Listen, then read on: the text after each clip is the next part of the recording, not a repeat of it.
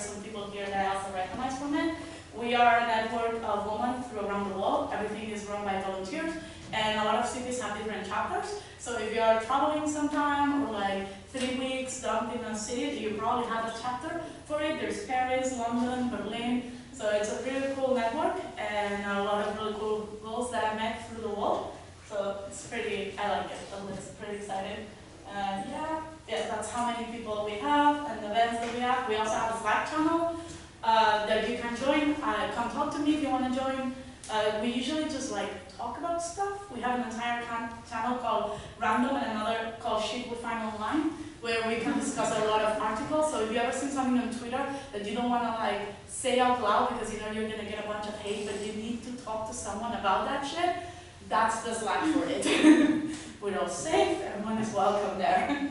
So yeah, we have, so like if you want to help, or if you like it, or if you want to be part of it, there's so many different ways, just like come to the events. So welcome, thank you for coming. You're already helping us. And like if you have a company that would like to host us, we usually go to like different companies' places. If you ever want to speak, we're a very good meetup for first-time speakers. Everyone is usually really chill, and they're mostly all girls. And also we have some workshops for training people into becoming speakers. So that would be really cool. Last year, I really like this fact, but last year 5 of our girls were first-time speakers in conferences around the world, and they started first in our meetup. So that's awesome, and we hope that we can get even more women to speak at conferences and actually have some representation out there. And yeah, we have a Twitter obviously and a Slack. If you want to join, come tell me. If not, you can DM me on Twitter also. And this is the directors. You can also talk to me personally, or we have an email. So if you need to contact us. Thank you for coming, and I'm done. And now we can actually start.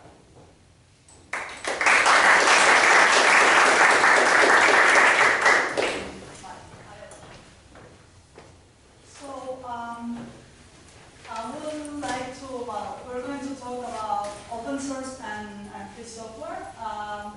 And we have like 4 people here today, 4 amazing women.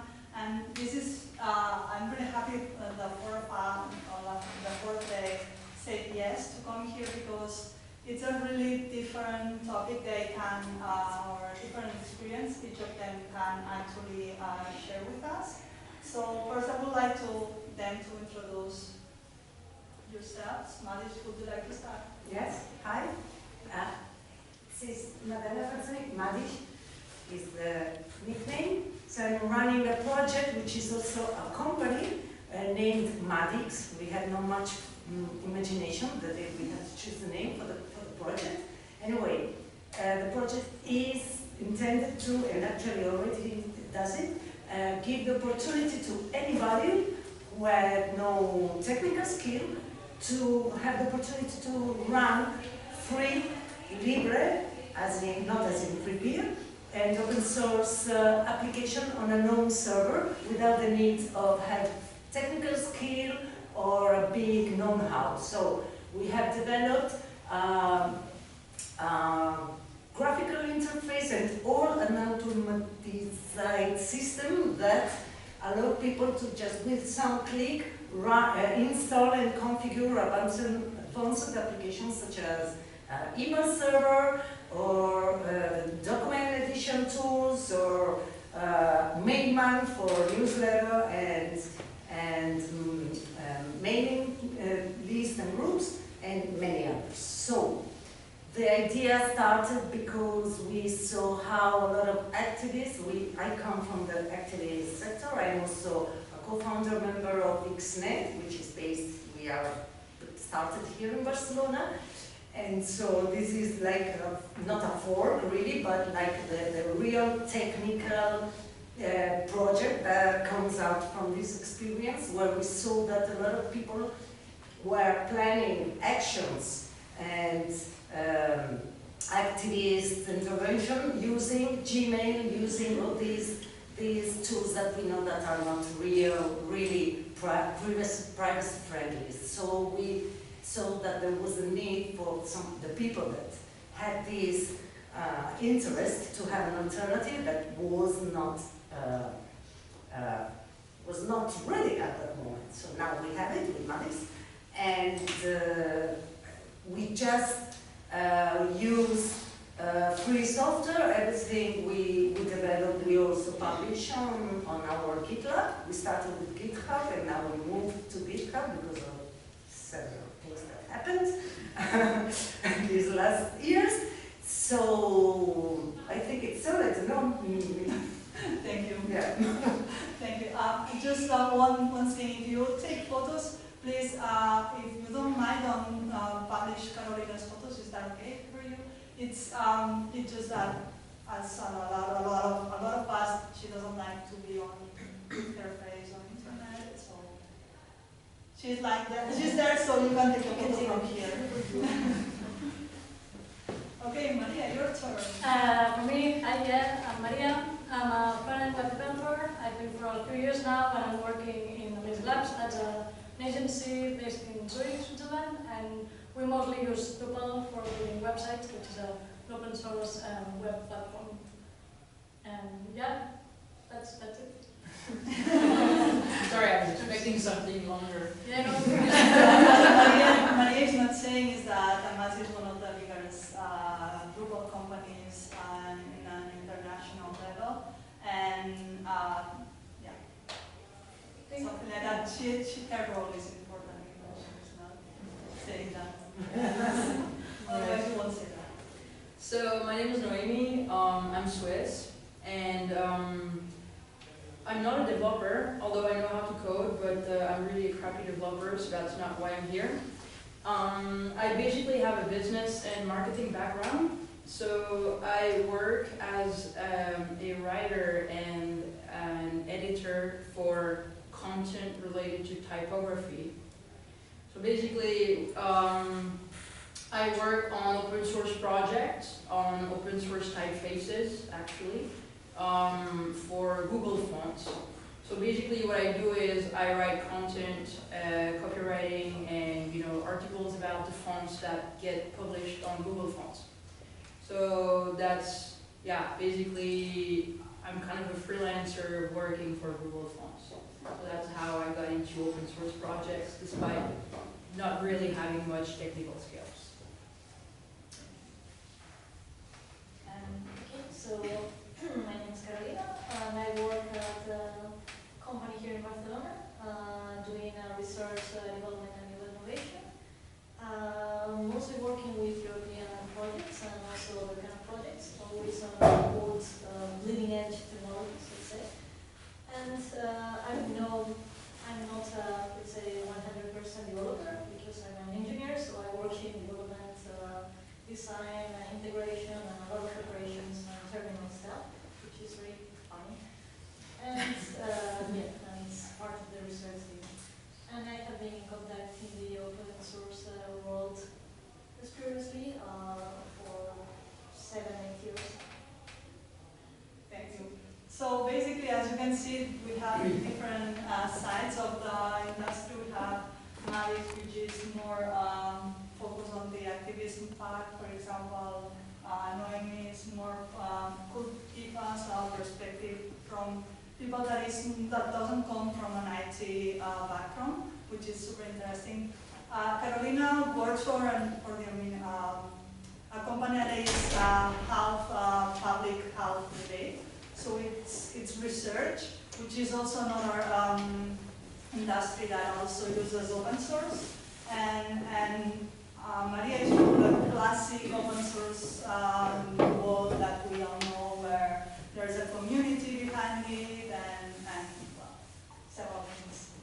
I'm Christina. I'm also from the Drupal world. I also come from a not IT background. I studied graphic design, and right now I'm front-end developer at a lot of American company. And I'm also called UX maintainer of Drupal, and I coordinate several initiatives, and I also help organize stuff at the Drupal lab. So that's me. So I would like to give you a little bit of data before jumping into the panel itself. as you probably might know, there's not that many women in general on the tech industry, but in open source is sadly even worse. There are a few theories about why, but yeah, we don't even have data about open source in Europe. So I've actually been trying to find it for several days, and I haven't been able to find anything at all. So that's a main problem. There's this huge gap. So in general, there's a gap, but with open source, there's a bigger one. So there's a few topics that I would like to talk about. One of them is the meritocracy. That's a really important thing on the classic open source or free software community. Who of you know what is meritocracy? Okay, not everybody. So, literally, meritocracy, if you go to Wikipedia, well, it doesn't really, don't see, I will publish the slides later so you all have the links. So it's a political system, a way of organizing people, in which economic goods or political power, which is, it could be also status on the system, are based on the basis of talent, effort, and achievement. So it's merits. So it's a way of organizing people based on merits. But who has time to make merits? Not everybody has the opportunity to have free time. Because in open source, in a lot of communities, you actually contribute and make merits by using your free time. And if you have a kid, if you have to work on 2 works and have to pay your studies and work for paying if you don't have time to contribute, so that's one of the big problems on the classic open source environment. So basically, it's that it's not only about women, it's in general on diversity. That's one of the reasons, because for example, on the States, Black people or people with other stuff, they are not so represented. Another thing is the unconscious bias. Do you know what's that? Okay, so there wasn't a study that stated this. Women are better coders, are considered better coders. And we'll say, oh, come on. Yeah, that was my face too. But only if they hide they are women. And it's like, oh, come on. I'm not making up this. It wasn't a study. You have here the link to the Guardian. I think it was they were talking about that, and here is the link to the full study. You can see it. They studied 3 million of pull requests, 2 million in GitHub, and what they actually saw is that when it was a woman, there's a really small difference. So anyway, it's enough to say that women are better. But the thing is that when they hide that they were women, they got better, but from women and from men. So that's like unconscious bias, that when you know that it's coming from a woman, you already have some biases reading whatever they're doing. They actually try to see if it was because women's PRs were like more simple code or a specific type of commits that were, no. So it was the same diverse code, it's just that was the results. Another factor is usually the code of conduct, and more the code of conduct itself is a hostile culture, ego, and people with you know the typical stereotype of a mad person that is super smart but is an asshole to other people. So this is super normal on the IT wall, on the tech wall, and that's usually a way of having people. I mean, if someone is going to just say strong things to me, I'm just not coming back. and women are usually afraid of things like that because it's not only bullying, it's also being a woman, you get more stuff because of that. So creating some clear guidelines for behavior and what is correct, what is not, where are the limits. It's really important for creating communities that are behave properly for everybody. And actually, there's a link here where they analyze it, and women in particular are more likely to contribute to projects where they know there's going to be a limit to behavior on people. So actually, in an ideal world, the community leaders should be the ones making people comply with the code of conduct. And that's all. Let's start with the panel. I'm going to start with a question for each of us that I would like you to answer me. Did you actually consciously decided to work on IT? It was a decision that you made, or it actually happened? Maria, let's start with you. At the end, do you hear properly? Yeah.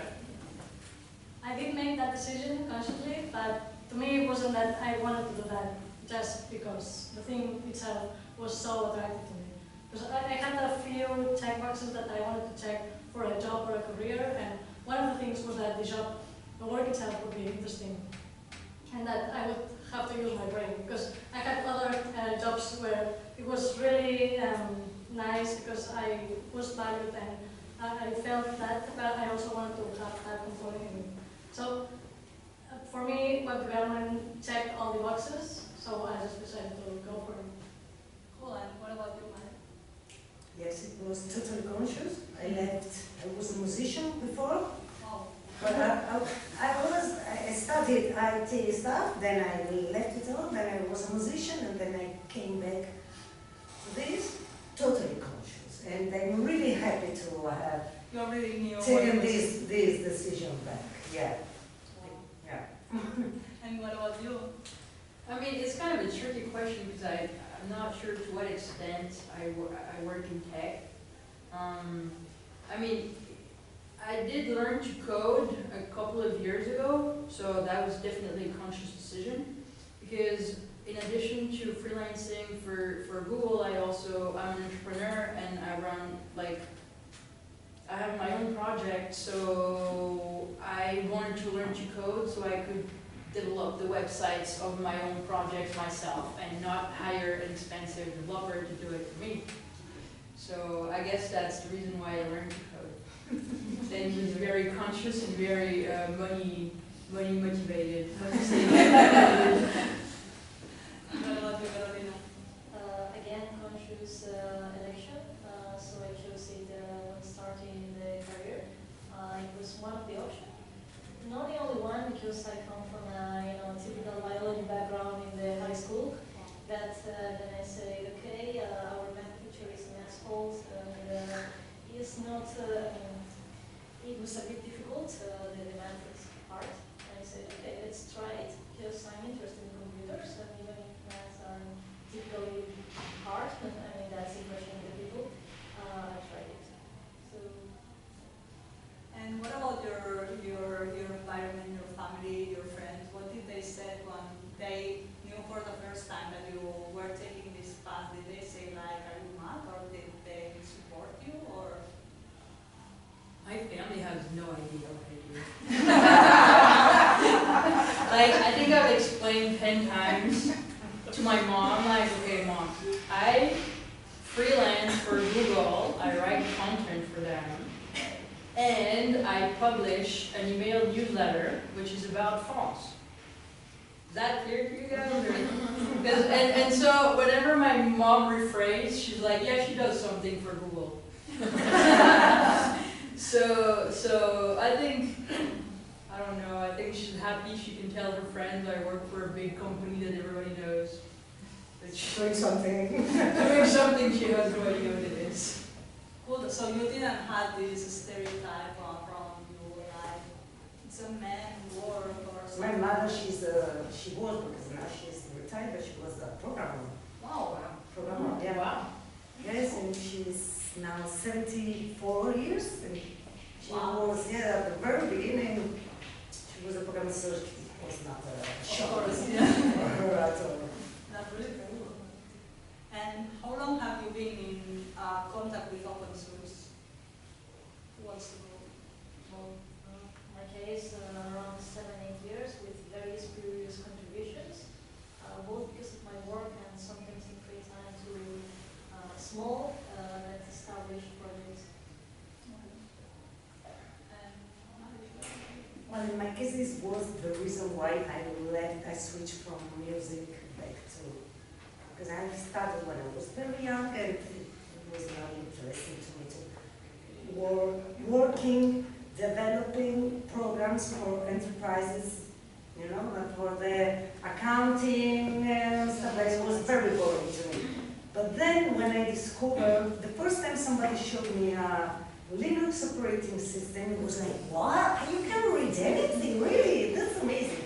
And that was the reason why I decided, that's okay. Because when I was trying to share Creative Commons ideas, concept with my musician community, everyone was saying, no, you have to keep it close. I mean, it's harder with artists, please, to introduce this content of sharing and, So that was one of the reasons why I went back.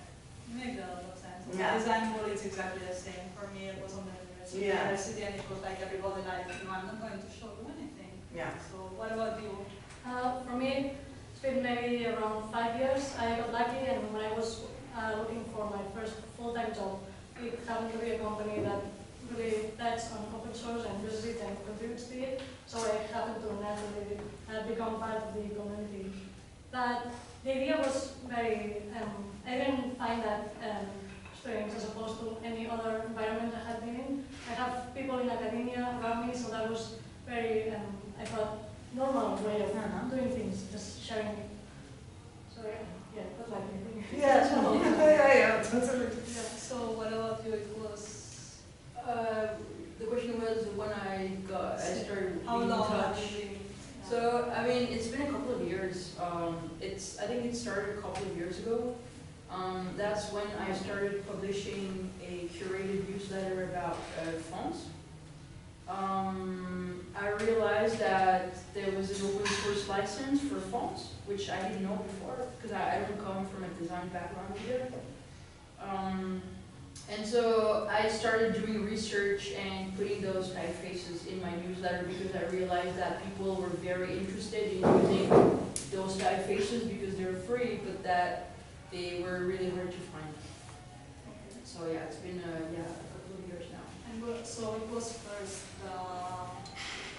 the work, let's say, and then open source. So what was the reason that you ended up working with open source work or the open source of the community itself? No, it's, I mean, to be fully honest, it was money. It's ironic that I work in open source because I'm actually paid for it. So I freelance for Google, so basically Google hired me as a professional to work on this project. So I'm actually paid, and pretty well paid, to work on open source projects. And yeah, so I run my own business, but I also freelance on the side. So the day Google approached me and asked if I could freelance for them, I was more than happy to do so. So that's the reason I started working in open source, is because Google asked me and because they pay me for it. Cool. And what about you, Carolina? Did you start in open source because you found it at your job, or you started in a community? I did find it in my job because in research we are expected to share every result, and it's public money, so results are public as well. So we publish every source code, every report, anything, and yeah. So most of the code then it's almost always open source, or is there something that isn't open source? Well, it can happen that maybe if you are collaborating with a company that has some binary, which are kind of copyrights, they may want to hold it back because of licenses, whatever. So that part of the code is in the VM, let's say, it's not published, but all the rest of the stack is published. And also how to interact with that, how to install it, how to configure. So if you go to one of these sites, you can check everything and you can do it on your own. That's the beauty of It's interesting that you mentioned that the copywriting is not published, because on the work that I do, they ask me to release it freely, like as if you use it open source. Like the writing I do for Google is published freely. It depends on the, I mean, when the project starts, you have a sort of grant agreement and a consortium agreement, so the partners decide what they are going to hold back, if there's any or not. Typically everything is public, but sometimes if you, let's say, work with, I don't know, HP, they may want to hold some binary for their own research or maybe products. So, That's cool. What about you? What comes first, the community or the work? How did you start it? The community. Then, in any case, I can't imagine another way of surviving this world that is not sharing, and that's why all these commercial companies finally put their interest in that, because finally it's more economic for them having open source project that cannot be free at all, but if they are open source, they can find a way that the community collaborate with that. It's cheaper sometimes than having a team developing, debugging, you know. So, I mean, yes, it's open source. Now it's showing itself that is a good economic model. Do you actually want to share with us the difference between, do you all know what's the difference between open source and free software? Because I really have problems with that. Yes, some of you. Okay. So do you mind explaining the difference? Very quickly, we want now say, but you can. So open source is, as the word say, you show the code. The source code is open. Yeah? But it doesn't really mean that it's free and available to anybody for any use. So you can open source something, open the code of some application, but then in the license you can limit the use that you can do with this code. So it's one thing is being open source, another thing is being free software. So the license is what really finally says what you can do with this code. And so many people now is using open source as it were, okay, it's for the community. Not always. Sometimes open source is just, I show you the code, but if you want to use it in your commercial website, for example, you can't. It depends. No, there are several licenses, but I mean the very resume the difference can be resumed like that. Well, that's the difference actually between communities of some points. Maria, what's for you first, the community, or you discovered Drupal while you were working? For me, the first time I got exposed to it was in the university, and then I did an internship where the main what they were using was Drupal as well. So it was through the job, but then there was a big change because that company and studying, it was just using it. I didn't even imagine that I could contribute to it or access it in a way that wasn't just downloading it. And then I realized that there was a community behind it, that it was many different people, and yeah, all of that existed. And like they say, no, come for the code, stay for the community. I did feel like that. That's a Drupal slogan. Yeah, so, and that's the feeling that I got when I went to my first conference. It was really, a lot of people really happy to be there for the human aspect of it. And I thought that was very powerful. So, are you actually involved in the community? I'm kind of, like, nowhere near where you are. Because, yeah, I mean, but it's really nice because, yeah, people are very welcoming in general, and I think every small contribution is valued, so you can contribute by just attending the events, like what she said before, but also giving talks or contributing in code or helping organize stuff. I a bit of all of those. So I do feel part of it because people make me feel like that, but yeah, there's a long range and You say people made you feel like that. Did you feel like you had support from the community? I did, yeah. And I think I was also liking that way. I don't think that's the case for most people, but I was part of the team from the beginning that was really welcoming and that wanted to make me part of it. So it was easy for me. And then also meeting people like you, which you're always trying to get more people in there. Fun fact, we met for the first time in Ordnance in a polygon, both being from Barcelona. And it was an event for first time Comas, right? So just the fact that the event was part of the conference shows that it's very welcoming for people that are just getting introduced to that world. What about you? Does the community have helped you getting involved in open source, or you were part of the community? Are you actively involved right now? Well, yeah, I'm sharing different spaces in which we share projects. Not only code, sometimes system or TNS system or different things. So yes, and I think I have each time received.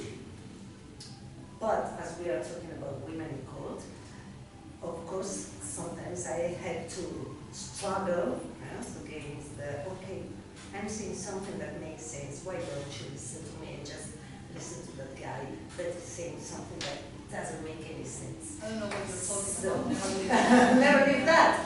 Okay, so I mean also I don't work for any big company. I run my own company. I'm the boss over everybody, but so my relationship is, with them is different because I'm the boss. But in the open source community, yes, I have experienced moments in which, say, or also when I was studying, for example, So, I mean, I am very involved with different communities, and this is the moment in which I have to say, okay, this guy is a little bit sexist. This no, this happens, yeah. Yeah, it's sadly something that it's not only on tech, I would say, almost every area. Yeah, of course. What about you, Carolina? Have you ever been in a community like open source? I'm not really sure which code, which projects do you use, but are there communities and are you involved? Well, I mean, not right now, but from time to time, events in the project, we may need to collaborate with external projects, open source projects. So I have been involved in one or two for the job, and they were always supportive. They were explaining the architecture. We were working very closely, in fact. But it was always fine in that part. And collaborating on my personal time, let's say. The first time it was after I attended a conference, and they had a small let's say workshop where you could contribute, do some tickets, whatever. And I tried to do something there, and the guy who was the maintainer, and he was coordinating, let's say, all the effort. He was quite supportive. That's how I see it. Yeah. That's cool. What about you? What's your experience with the community? Well, I'm not really involved in any online open source community, but because I run a newsletter that shares new open source typefaces, I'm kind of part of the type open source community, and basically it's made of different type design studios who create open source typefaces. There are a few of those. There are a few in the US, there are a few in Europe. So it's kind of it's like a real community of people, like not online, but I mean I see them in events. I mean the type world is kind of a small, it's a small world, so everybody kind of knows everyone. So in a way, I guess I'm involved in that community. And Are there more women or men? actually, it's pretty 50-50. I mean, type designers actually, I think type design and typography is traditionally a male-dominated field. But I think it's changing fairly fast. I think, yeah, it's probably, like you were showing figures saying that about 30% of people in tech are like women. I think it's pretty much the same in type design. And what about the rest on your perspective? Work or communities? Are we more women, men? Carolina, what about you? That you're smiling. Well, you know, the normal ratio, I don't know, 1 women by 4, 20 or 30 guys. So you're talking about research or community itself? Well, I think it's even worse in the research communities where I have been. Just women there are very rare. You have a lot of Chinese guys and a lot of States guys. A lot of what, guys? Chinese and United States guys. Makes a lot of sense. Yeah, I'm thinking about a network and all, which it's around internet service provider, infrastructure providers, and we are about 30% against 70%. Against no. Yeah. 30, I don't know. You understand? Well, yeah. What about you, Maddalena? For me, maybe, yeah, the workplace is not that good. I think we are at the worst that we've been since I was part of it, because it's nice if you have the overview look, but then if you distribute and see if it's technical roles or other kind of roles, then it changes dramatically. So one thing where we do really well is management. In there it's very balanced, but if you look at technical roles, I think it's less than 10% as of now. But You're pushing. I'm optimistic that will be changing. What about in the local community? The book commission, yeah, it's not doing great either, but better than that. But there was a big scandal, no, in the community about some years ago, but now we will talk about it. Yeah, we were talking about code condom. Yeah. And it actually, yeah, after that. But it was not process, it was something, then I look for it, because it, Yeah, well, there has been several of them, so I'm Yeah. not pretty sure which one. Okay, well, have you actually witnessed any woman leaving the industry because of harassment or anything like that? Talking about scandals, have you actually seen that? Or seen, not that you seen probably on first person, but actually do you know of situations where women have been really, okay, I have enough, I just leave this and I go back home with my kids, or maybe not because of harassment, maybe just because they are tired of fighting for getting their job, get their paid or whatever.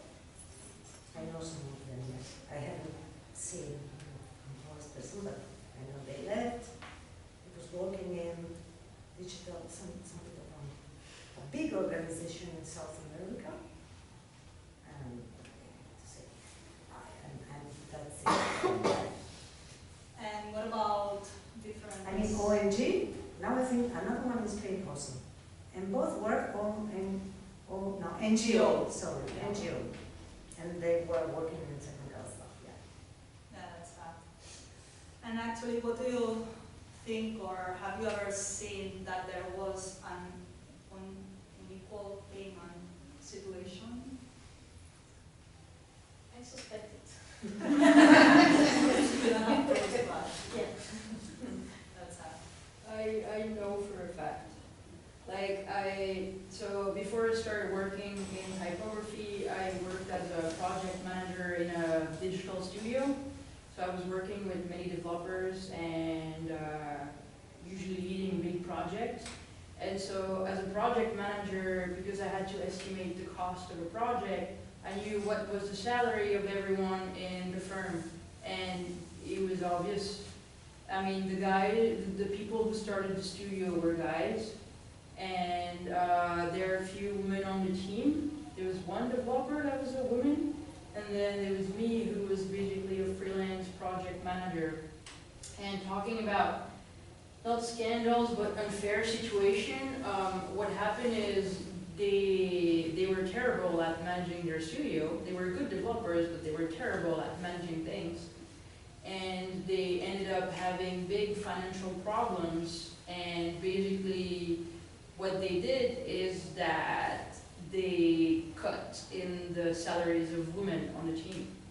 And that was super, like, so me as a freelancer, they basically told me they were not going to pay me the few months of work that they owed me.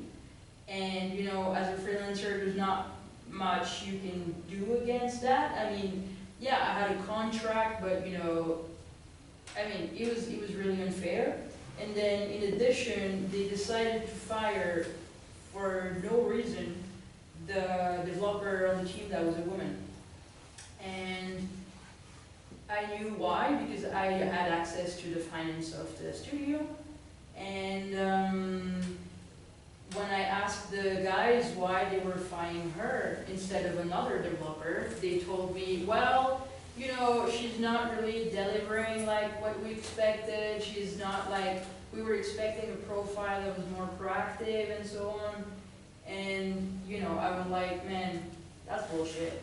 Like, I know that's bullshit. Like, if you can't run your studio properly and you have to fire someone, at least give them real reasons, you know, don't make that against them. So yeah, I've been a victim of that, actually. That's sad. And have you ever seen that different payment salary?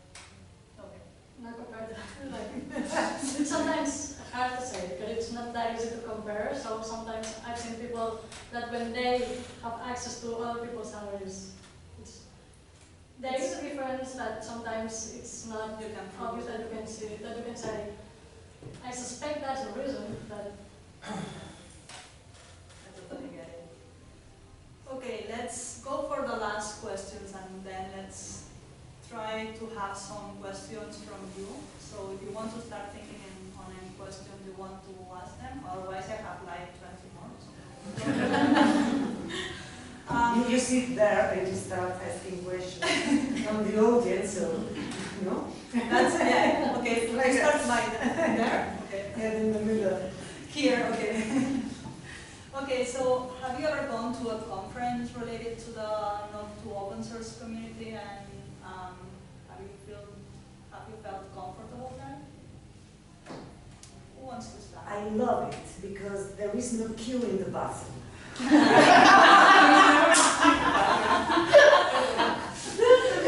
actually did it once. I actually had a queue once. Yeah. And both of us were like, You stood there in the bathroom and like that. yeah, that's true. What about you? Have you ever? For me, many of my experiences have been really positive. Yeah, even though it was a clear minority, it was a nice vibe that was going on. Not always, and sometimes it was like, oh yeah, you do marketing, right? And how would I like you know nothing about it? First, there's the bias and the conscious bias going on. That I would include myself in that, but in general, rather positive. I've also been part of groups where somebody says, well, women just don't like people much, and stuff like that. So it's an ongoing process, but yeah, quite positive. Well, this is my first open source event, so far it's quite positive. I even had like free lemonade and stuff. But actually I wanted to say something, add something to what you just said. You said that usually people would assume that women on the team are like, you know, managers or marketers, but they're not the developers. And so right now on the project that I'm working for Google Fonts, we are about 9 people. So, you know, very multidisciplinary team. We have designers, type designers, developers, marketers, copywriters, a manager. And in fact, out of these 9 people, 6 of them are women. So we're actually, the team is mostly made of women. And I mean, because we talk about the lack of diversity in open source project, but in my experience, it's actually pretty good. And in addition, on those 9 people, so 6 of them are women, 3 of them, you know, there's like the difference in ethnicities. 3 of them are like, have like Asian origins. And then in addition, 1 of them is openly gay. I know because it's me. So, you know, in the end, I think it's pretty, yeah, it's a pretty diverse team. So I think it's quite cool that Google has kind of, you know, diverse teams. And also what I wanted to say is that the developers on the team are women. You know, it's not like women are doing like marketing or management, but they're also like the developers they're doing like the core technical stuff in the project, and I think that's really cool. That's nice. And what's your experience so far in conferences? Well, I have been to conferences, but not exactly, you know, open source conferences. So I have been to research conferences, quite some, and also to some technical stuff, you know, conferences like here in Barcelona, organized by other people. Reality is again low, and if the question was if I felt welcome, I did. Every time, yeah, over there. So No strange problems, no asking you if you were from the marketing team. no. Well, I would just, I don't know, crash them in my site. So they would. That makes sense. Okay, does anybody has any question? That's everyone. I got started in open source a little bit when I started doing iOS development, and the reaction wasn't very good because I was very junior. So most of everything that I tried to like be part of or help, I got a lot of rejections. I got over it, and I'm a little bit better at going back. But it took me a couple of years that I just didn't want to have anything to do with that. So my question is, what would you recommend, like very new people to code in general would do, or people who are like new at open source? Like, what are the tips that you wish you had known when you started, or just jump in with no partial like I did? Who wants to take the question? I'd say maybe join Women Who Code or sessions like that, because that just helps a lot. If you have somebody that has your back and that can share with you, like you were saying, how do you go through that without sharing that experience? I think if you can give even as the smallest network of people that are in the same and get what you're experiencing, that's you're probably all good. Any other question? Who has done or is involved in open source from here? Okay.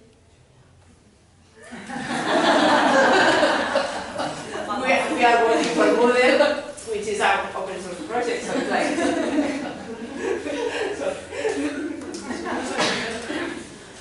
And which of you have gone to open source or technical conferences so far? He has a question. Yeah, I have a question when you have finished. Sorry, I'm the guy making questions. Thank you. Is open source worse than the rest of the world, right? So I mean, the rest of the world is already sexist, right? So do you feel that open source is worse, about the same, or better? Probably not better, but maybe. the question is about the ratio, I guess. No, I mean like, in comparison with the world, right? Like the real world, like the outside world, like the street. And what do you mean? The society is sexist, right? Or what? I mean, if it's more, yeah, probably if you feel more more comfortable? Yeah. Or you see any difference that you see on outside world where you just go on the street and you can be... I think it depends on the project again, because as I said before, I work with small projects, so people, I think it's more relaxed. They don't have, so high. Do you know them personally? Some of them, yeah. We met at some conference they did, and they were quite nice. People working, again in California, blah blah blah, because they have a kind of foundation there. So they are different kind of people. But I heard from some of my male friends that they wanted to contribute to Apache, some of the Apache stuff, and that first of all the barrier is really high, and second, people can be really rude. So when you don't know the person that you're talking about, there's people that actually get advantage of it. yeah, could be, and also the big organizations, I think that they are contributing to something really, really good, and they are entitled to act whatever which in any manner that they want. I think that if you contribute to smaller projects, typically you won't have this kind of people. They will typically be nice, even without code of conduct. Typically when I code, it was without code of conduct. And if they had to say something about the pull request, they did very politely, and they noted the places. So, I would maybe add that, and in the real world, it depends. I think as a woman,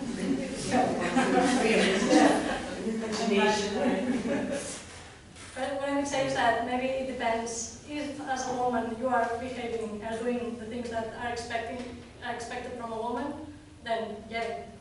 If not, it's probably harder.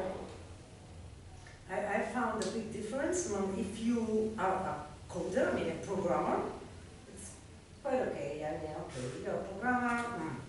But in system administration, this is really a mess.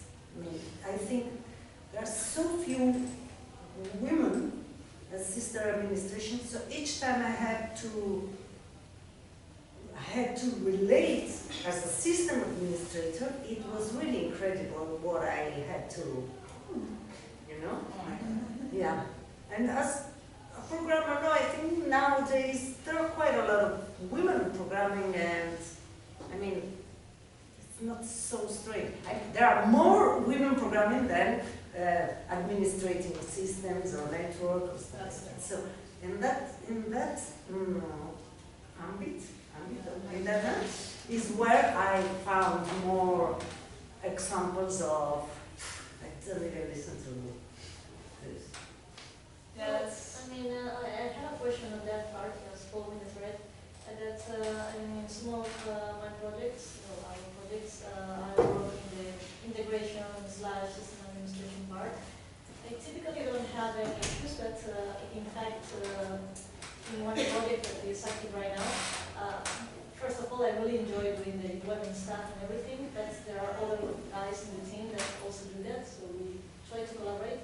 But some of them is really enervating, let's say. He really blocks everything that I try to say without sometimes without listening. And it's just one example, the only example I found. He only does it with you, or he does it with everyone? I don't know how he behaves with the others.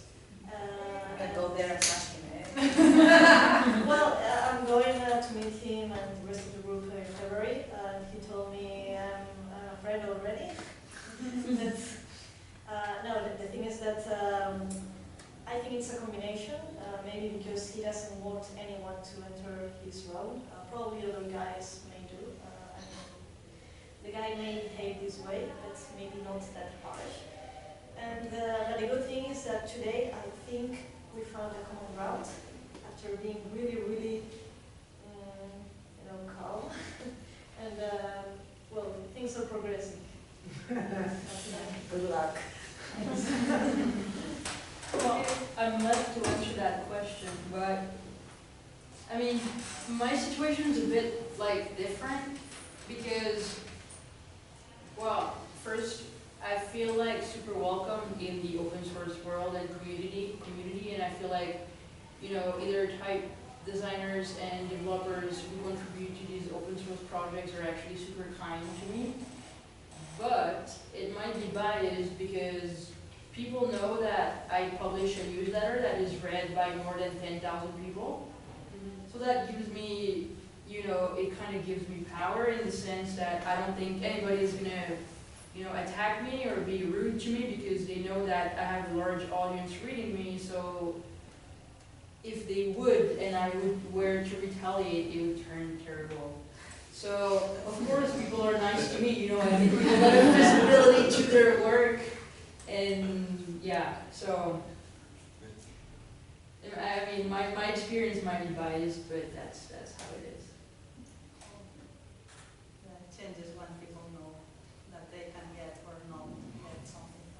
But I think it's not just, I mean, when, for example, women developers who are super active on Twitter and have a huge audience are also, I'm guessing they are treated better because they have this huge audience following them, and if something happens and they decide to tweet about it, it can be like, it can really affect the person or the guy who did something wrong. But sometimes it's not a weapon. I mean, sometimes since they have this big audience, they say something and the community attack her. I saw several girls on Twitter, especially in gaming, we are harassed That's gaming, it's a completely different game. Yeah, but I saw many girls that they've been attacked because they were famous and all the male community that were against them. And then they had to shut their Twitter account, change address, Actually, really so heavy. that's super. Well, there's this gate. What's Gamergate. Gamergate. So Yeah. So the thing is that those what's the name of the group here in Barcelona? The group that came to the Woman in games. Fernandez. Fernandez. Okay. So they actually say that there's a 5% of women in the game industry, but from them they are taking into account also designers, illustrators, marketing people. So it's even worse. Imagine that. Sometimes the power is not good enough. Like the communities are very small in Barcelona while in Spain. So if you get known as a troublemaker, it can get you like not interviews from the beginning, and that has happened to me a couple of times. So sometimes having like open Twitter and stuff. And for example, I have contracts with the companies that I do. I put a clause that they cannot fire me for what I put in my personal Twitter, like or what Woman Who Code says, and I had to put that because I've had troubles with companies before.